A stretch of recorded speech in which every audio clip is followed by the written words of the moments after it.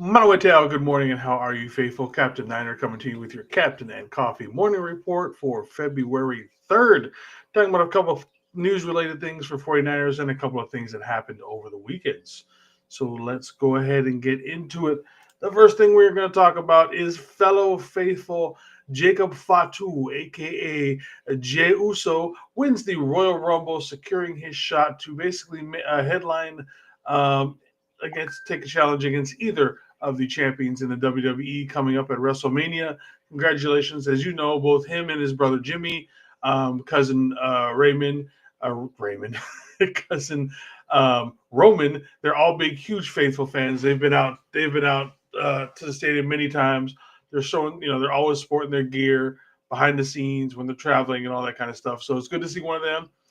Good to see Jay getting his shot. Congratulations. It was a great match. Good for him. And we'll see. Hopefully, I'm going to assume he's going to go choose Gunther to challenge for the heavyweight championship come WrestleMania. So we'll see how that goes. So again, congratulations to Jacob Fatu and the whole entire Uso families. All right. So then there's this thing called the Pro Bowl game, if you want to call it that, where now we play flag football. The NFC did end up winning.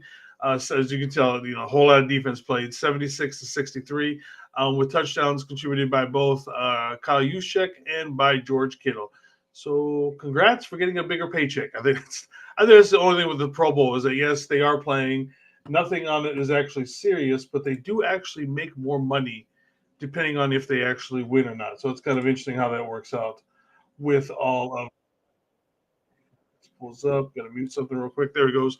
All right, and then to get into some actual Niner news, what we got going on here is that is Robert Sala going to be the key to getting Dre Greenlaw back, and this goes off of a couple of interviews that both Nick Bosa and Fred Warner did with Jennifer Lee Chan. Please go. So make sure to show some love to Miss Jennifer Lee Chan for the interviews that she does. She always does great interviews with the team.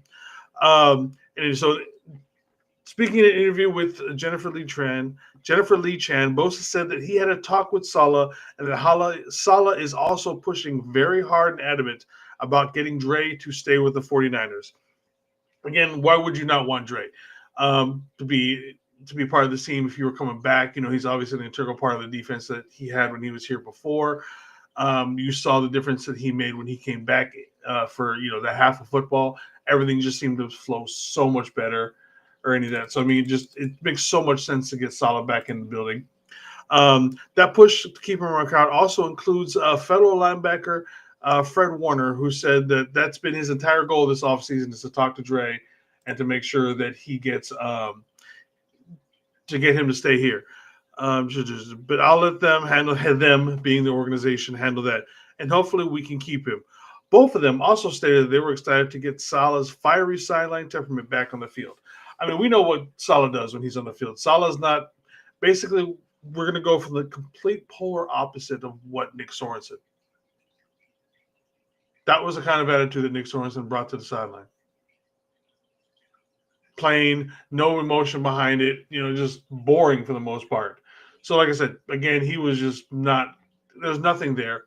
While I don't necessarily like, I don't know. A lot of people thought that the defense got better with Wilkes coming down from the boots a couple of years ago. I don't think it's necessarily that they have to be a fiery head coach. Like with Wilkes, I felt it was forced. He's not the rah kind of a coach. That's not the Steve Wilkes way. Sorensen just has no personality in general. So I mean, I think that just falls completely flat when you do anything with him on the sideline. But as far as Salah is the kind of a rah guy. He is the guy that's going to make you punch tables, roll through walls, all that kind of stuff. So it fits his style better to be that sort of a coach versus someone like I said, Steve Wilkes or a Sorensen. But again, coming from Robert Saleh, that kind of he has that temperament to be able to fire you up. So it's a different. You need the right temperament, and he will bring that, and hopefully transfers. It brings it back to where it was before he left. All right, and then in the last one that we are going to talk about today, I was watching Larry Krueger yesterday afternoon, and it looked per speculation. I don't think this is being confirmed from by Kruger or anybody else in that general. But supposedly, Debo has put his home that he bought just a few years ago back on the market, and the rumor is that it's because he could be moved anytime before the draft. Yes, he's underneath contract still and everything, so we still could move him. Um, but again, this is just pure speculation. It's just kind of it's interesting that he's put his home back on the market with this kind of or at this point right now. So nothing's been confirmed on that. Just again, pure speculation, but just an interesting fact that Debo's home is supposedly up for sale, and maybe he knows that he's going to get moved. There's been rumors that we could possibly move him on, uh, excuse me, one of the draft days or something like that. I personally don't think it is. I don't. I think he's just putting his home up for sale. Maybe the market. I don't know what the market is down there, down in California. He lives in Morgan Hills. For those of you guys who are down there, who knows what that means. So again, don't know exactly what that means, but we'll see. Just could be some random timing. But I saw Larry Kruger talking about it, and so we'll see if it picks up any steam on that. As far as anything else going on today, we got nothing going on at Niner Faithful Radio today. The next time it'll be me and DJ talking about something tomorrow. I'm not quite sure what yet. Usually he sends me what the topic is for Tuesdays, sometime Monday. So I'll find out sometime then. But until tomorrow, then until tomorrow morning, faithful, 5 Thai Lava.